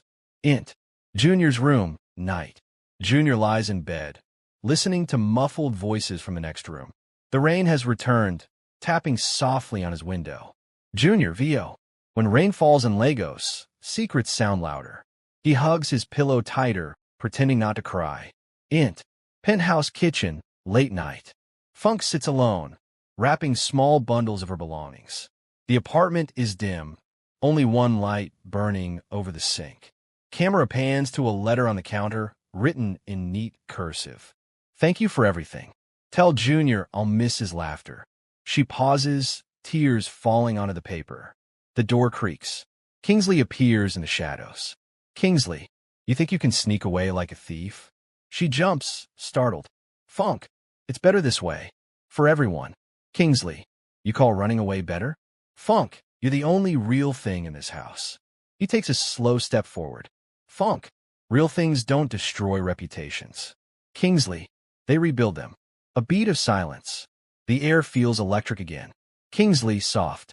Stay. Not because of me, because you deserve peace too. Funk, peace doesn't live in places like this. She slips past him toward the door. He doesn't stop her this time. EXT, street outside the penthouse, late night. Rain pours as Funk walks away, suitcase in hand. Camera follows from behind. Neon reflections in puddles. Thunder echoing down empty streets. A car horn blares. Kingsley's SUV stops beside her. He steps out into the rain, drenched within seconds. Kingsley, you always told me to listen, Funk. So now, shut up and listen to me. She turns, shocked. Kingsley, shouting over the rain. The world will always talk. Let them. But my son needs truth, not gossip. He needs the woman who taught him kindness. Funk shakes her head, tears mixing with the rain. Funk. Kingsley, you don't know what you're asking. I'm tired. Kingsley, then rest. In the house you helped make a home. Silence. The storm softens as if waiting. She stares at him for a long moment, then nods. He exhales, relief flooding his face. Together they walk back toward the lighted gate. Two silhouettes framed by rain. Penthouse dawn. Soft golden light again. The world outside still hums, but quieter now. Funk pours coffee. Kingsley sets plates. Junior wanders in, sleepy but smiling. Junior, you didn't go? Funk smiles faintly. Funk, I went for a walk, but I came back. Junior, good. The house feels empty without you. Kingsley and Funk exchange a quiet glance. A truce, maybe even a beginning. Camera moves to the balcony. Rainwater dripping, the city gleaming below. Narrator VO. In Lagos, storms come fast and loud. But sometimes when the thunder fades, what remains is truth, bare, fragile, and worth holding on to. The first light of morning breaks over Lagos like gold poured across water. But the calm beauty outside doesn't match the chaos waiting beyond the gates of Kingsley Adabanjo's mansion. Dozens of journalists, cameras, and curious onlookers crowd the main entrance. Voices overlap. Rumors, questions, accusations. Who is she? The billionaire and his maid? Did you hear she's been living there? Their flashes explode like lightning as Kingsley's security team pushes them back. Penthouse living room, continuous. Inside, the once peaceful penthouse feels like a battlefield. Curtains drawn, news stations blaring. Funk stands by the window, still wearing the same modest dress from the night before. Her eyes are swollen from crying, her hands clasped around a mug that's gone cold. Junior plays quietly on the rug, trying to build a small Lego car. Every loud sound from the TV makes him flinch. Kingsley walks in, sleepless, shirt half-buttoned, phone pressed to his ear. Kingsley tense. No, I'm not doing any interviews. I don't care what the Post said. Just issue a statement. Say nothing personal is going on. He ends the call and exhales sharply. His reflection on the glass wall looks older, heavier. The storm from last night still lingers in his eyes. Funk turns slightly. Funk, softly. They're outside again, sir. He flinches at sir. It sounds cold now, after everything that happened in the rain. Kingsley, I'll handle it. Funk, it's not me they want. It's the story. She walks toward Junior, gently brushing his hair. Funk, whispering. Junior, go to your room for a bit. I'll join you soon. He looks up, hesitant. Junior, are they bad people? Any Funk? Funk, no, my dear. Just people who don't understand what's really happening. He nods and walks away. The sound of his small feet down the hallway fades like a fragile rhythm of peace. Kingsley finally speaks, his voice low but laced with frustration. Kingsley, this is my fault. I should have seen this coming. Funk, you didn't do anything wrong, sir. Kingsley, Kingsley. Please just call me Kingsley. Her lips part slightly, but she doesn't answer. There's a quiet tension between them. Not romantic, but deeply human, filled with unspoken gratitude and guilt. He walks toward her. Kingsley. They think I'm hiding something shameful. But all I wanted was to keep my son safe, and you helped me do that. Funke. The world doesn't always see kindness for what it is. Her words hang heavy in the air. EXT. Front gate, later. The noise outside grows louder. Kingsley steps out, flanked by 2 guards. Cameras snap instantly. Reporter yelling. Mr. Adabanjo, is it true your maid lives with you? Are you in a relationship? He freezes. Every question feels like a dagger. Kingsley controlled. Funke is my employee. She helped protect my son during a difficult time. That's all. Reporter 2. But you fired your last maid and refused comment. What makes her so special? His jaw tightens. Kingsley firm. She's special because she cared when no one else did. The reporters murmur. He turns and walks away before they can twist his words further. Int. Penthouse, afternoon. Funke quietly packs her small bag. Her hands tremble slightly, but her face remains calm. The camera would linger on her expression, strength under pressure. She pauses when she hears Junior's voice behind her. Junior, tearful. Are you leaving again? Annie Funke? She kneels beside him. Funke. Sometimes when people talk too much, it's best to step away until the noise dies down. Junior. But I don't care about the noise. I just want you here. Her heart breaks a little. She pulls him into a tight hug. Funke softly. I'll always be near, Junior. Always. From the doorway, Kingsley watches, helpless, guilt written across his face. Kingsley. You don't have to go. Funke without turning. If I stay, they'll keep coming. They'll make this worse for you for him. Kingsley, desperate. Let them talk. I don't care what they say anymore. She stands and faces him, eyes glistening but voice steady. Funke, you should care, Kingsley. You build a name that feeds hundreds of families. Don't throw it away because of me.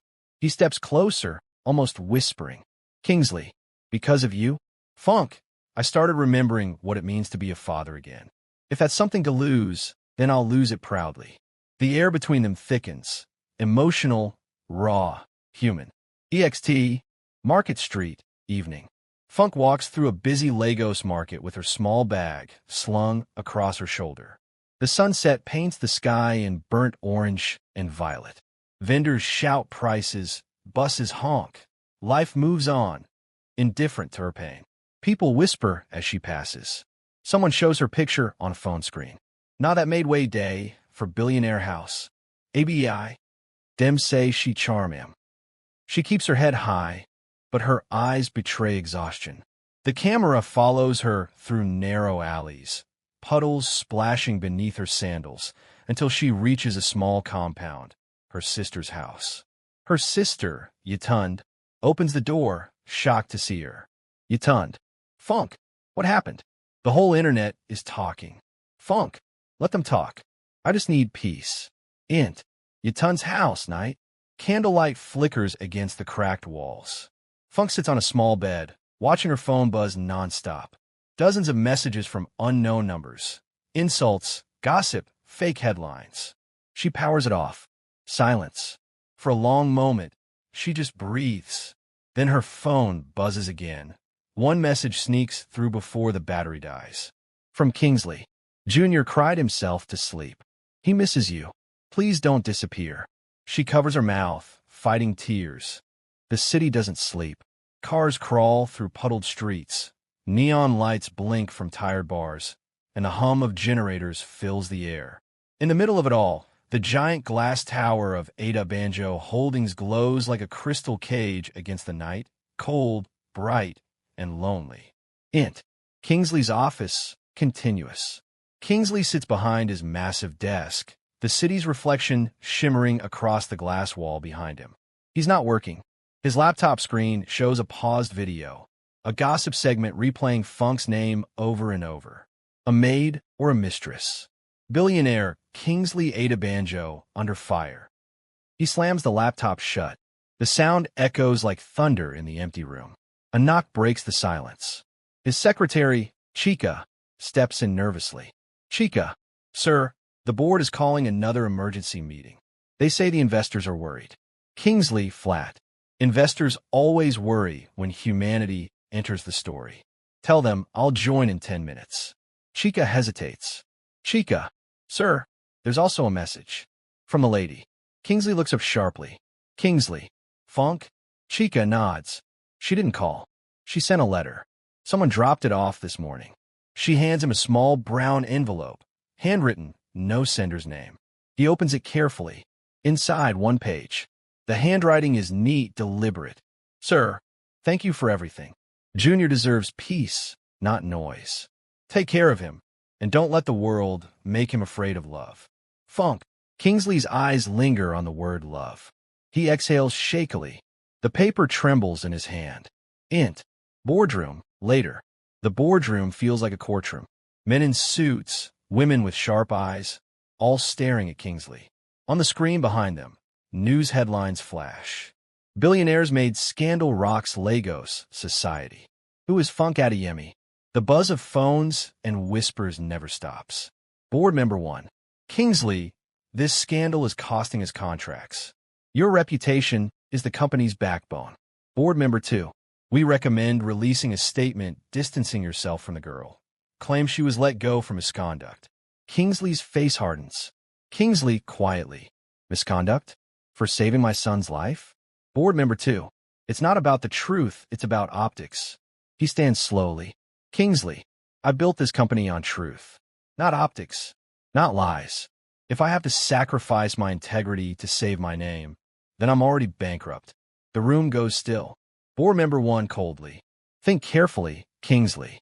One more misstep, and the board will vote for a temporary suspension. Kingsley, then vote.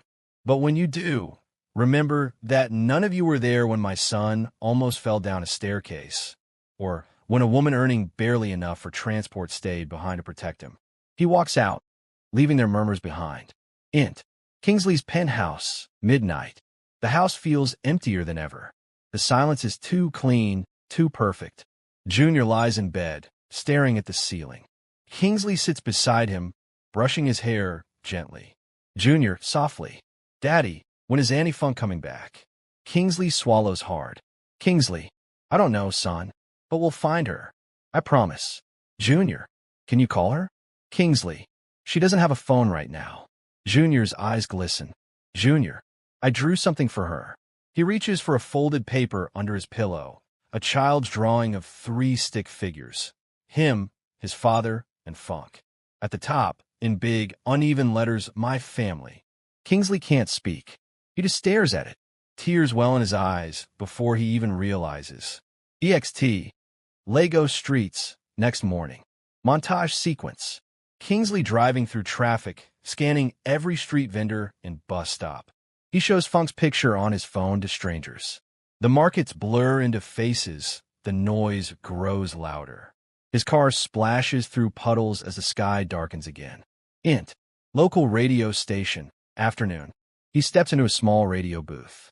The host, DJ Larry, greets him with a half smile. DJ Larry. Big man, I didn't expect you to show up yourself. People like you send PR teams. Kingsley, I'm not here for PR. I'm here to tell the truth. DJ Larry. Laughs. You sure you want to do that on live radio, boss? Truth doesn't trend, scandal does. Kingsley calmly. Then maybe it's time we change what trends.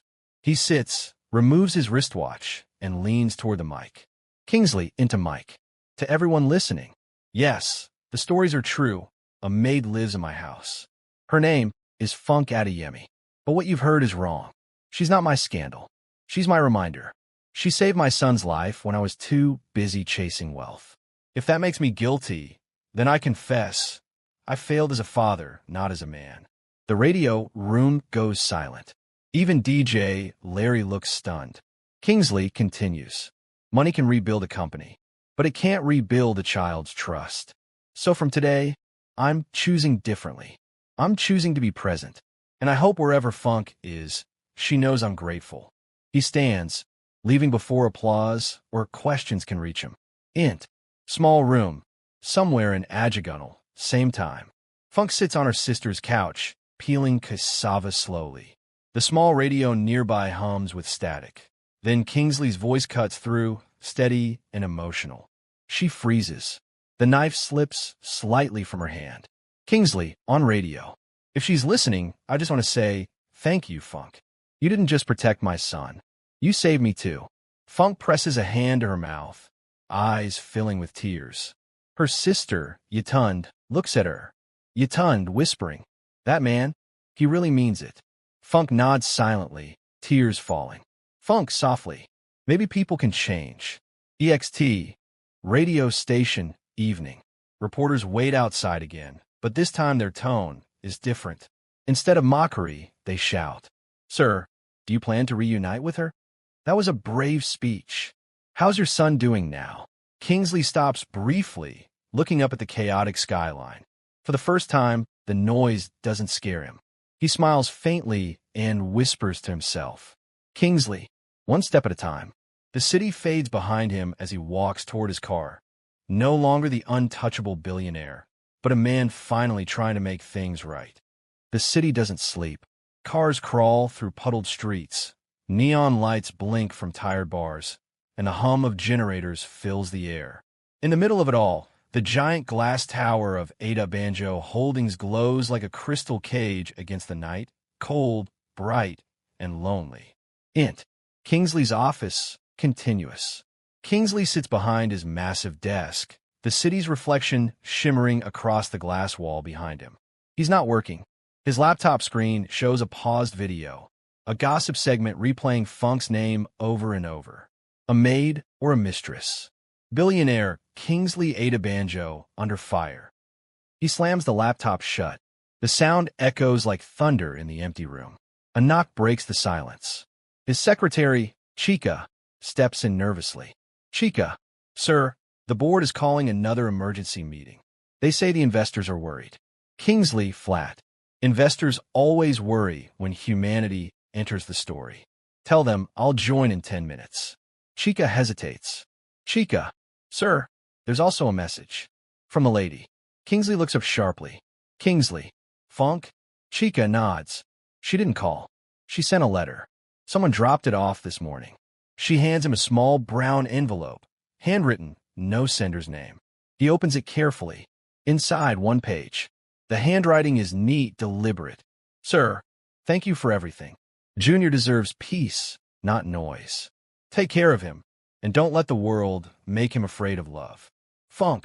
Kingsley's eyes linger on the word love. He exhales shakily. The paper trembles in his hand. Boardroom, later. The boardroom feels like a courtroom. Men in suits, women with sharp eyes, all staring at Kingsley. On the screen behind them, news headlines flash. Billionaires made scandal rocks Lagos society. Who is Funk Adeyemi? The buzz of phones and whispers never stops. Board member 1. Kingsley, this scandal is costing us contracts. Your reputation is the company's backbone. Board member 2. We recommend releasing a statement distancing yourself from the girl. Claims she was let go for misconduct. Kingsley's face hardens. Kingsley, quietly. Misconduct? For saving my son's life? Board member 2. It's not about the truth, it's about optics. He stands slowly. Kingsley, I built this company on truth. Not optics. Not lies. If I have to sacrifice my integrity to save my name, then I'm already bankrupt. The room goes still. Board member 1 coldly. Think carefully, Kingsley. One more misstep, and the board will vote for a temporary suspension. Kingsley, then vote. But when you do, remember that none of you were there when my son almost fell down a staircase, or when a woman earning barely enough for transport stayed behind to protect him. He walks out, leaving their murmurs behind. Kingsley's penthouse, midnight. The house feels emptier than ever. The silence is too clean, too perfect. Junior lies in bed, staring at the ceiling. Kingsley sits beside him, brushing his hair gently. Junior, softly. Daddy, when is Annie Funk coming back? Kingsley swallows hard. Kingsley, I don't know, son, but we'll find her. I promise. Junior, can you call her? Kingsley, she doesn't have a phone right now. Junior's eyes glisten. Junior, I drew something for her. He reaches for a folded paper under his pillow, a child's drawing of 3 stick figures. Him, his father, and Funk. At the top, in big, uneven letters, my family. Kingsley can't speak. He just stares at it. Tears well in his eyes before he even realizes. EXT. Lagos streets, next morning. Montage sequence. Kingsley driving through traffic, scanning every street vendor and bus stop. He shows Funk's picture on his phone to strangers. The markets blur into faces. The noise grows louder. His car splashes through puddles as the sky darkens again. Int. Local radio station. Afternoon. He steps into a small radio booth. The host, DJ Larry, greets him with a half smile. DJ Larry. Big man, I didn't expect you to show up yourself. People like you send PR teams. Kingsley. I'm not here for PR. I'm here to tell the truth. DJ Larry. Laughs. You sure you want to do that on live radio, boss? Truth doesn't trend, scandal does. Kingsley calmly. Then maybe it's time we change what trends. He sits, removes his wristwatch, and leans toward the mic. Kingsley into mic. To everyone listening. Yes, the stories are true. A maid lives in my house. Her name is Funke Adeyemi. But what you've heard is wrong. She's not my scandal. She's my reminder. She saved my son's life when I was too busy chasing wealth. If that makes me guilty, then I confess. I failed as a father, not as a man. The radio room goes silent. Even DJ Larry looks stunned. Kingsley continues. Money can rebuild a company, but it can't rebuild a child's trust. So from today, I'm choosing differently. I'm choosing to be present. And I hope wherever Funke is, she knows I'm grateful. He stands, leaving before applause or questions can reach him. Int. Small room. Somewhere in Adabanjo. Same time. Funke sits on her sister's couch, peeling cassava slowly. The small radio nearby hums with static. Then Kingsley's voice cuts through, steady and emotional. She freezes. The knife slips slightly from her hand. Kingsley, on radio. If she's listening, I just want to say, thank you, Funke. You didn't just protect my son. You saved me too. Funke presses a hand to her mouth, eyes filling with tears. Her sister, Yetund, looks at her. Yetund whispering, that man, he really means it. Funke nods silently, tears falling. Funke softly, maybe people can change. EXT, radio station, evening. Reporters wait outside again, but this time their tone is different. Instead of mockery, they shout. Sir, do you plan to reunite with her? That was a brave speech. How's your son doing now? Kingsley stops briefly, looking up at the chaotic skyline. For the first time, the noise doesn't scare him. He smiles faintly and whispers to himself. Kingsley, one step at a time. The city fades behind him as he walks toward his car.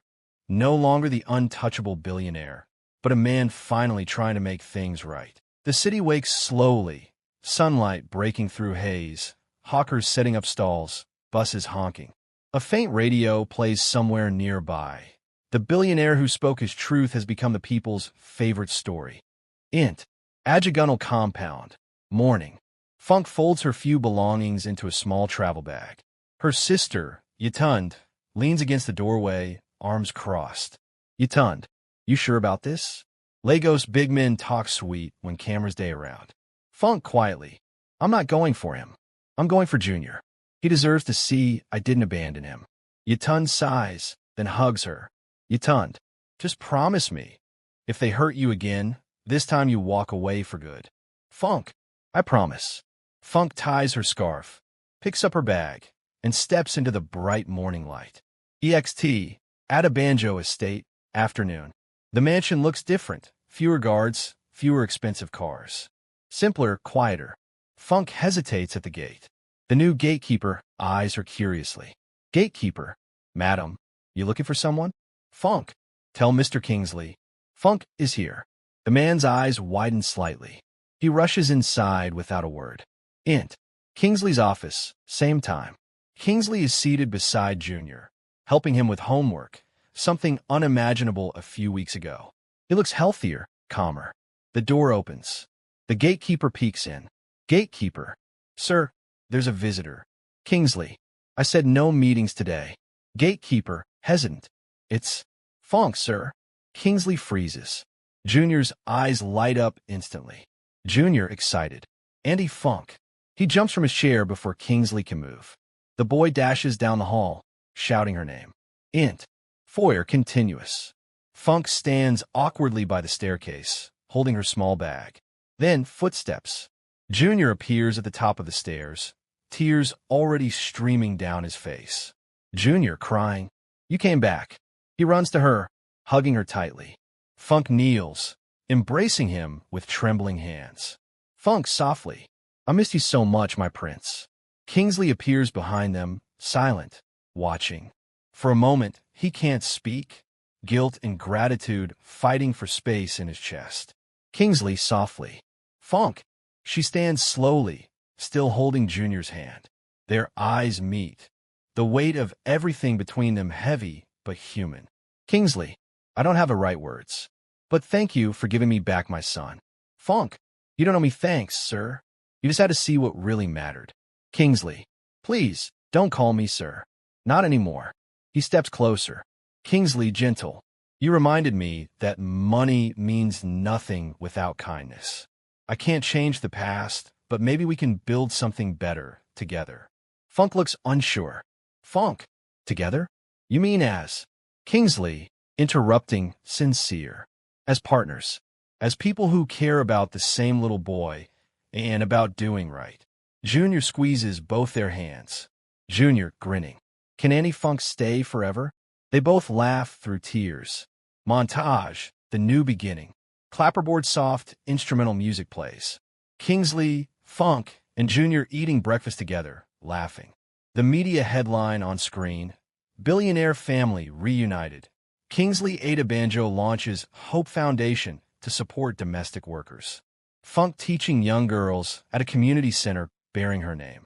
Kingsley helping Junior paint a mural that says, Family is more than blood. A final shot. The three of them planting a small tree in the garden. Sunlight on their faces, peace restored. EXT, garden, sunset. Funk and Kingsley stand side by side, watching Junior chase butterflies. Funk quietly. I never thought I'd see peace again in this house. Kingsley, smiling. That's because you brought it with you. He looks at her, not with wealth, but with humility. Kingsley. Funk, for what it's worth, you changed me. Not by force, but by love. Funk, smiling softly. Then make sure the world knows. Love can rebuild even the broken rich. They share a quiet, powerful silence as the sun dips below the Lego skyline. Fade out. Sometimes, the richest people are the ones who learn to love again. The end.